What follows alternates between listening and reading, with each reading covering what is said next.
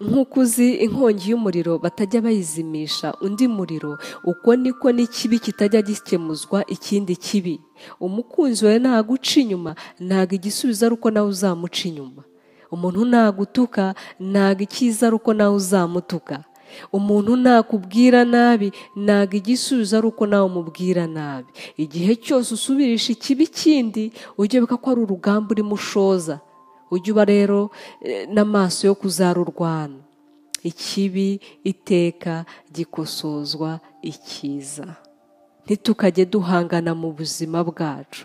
Twambare guca bugufi, twambare inseko ku maso, turebe ubwirinzi bizatuzanira.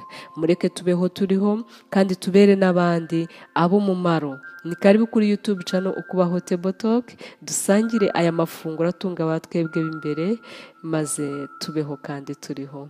Murakoze cyane.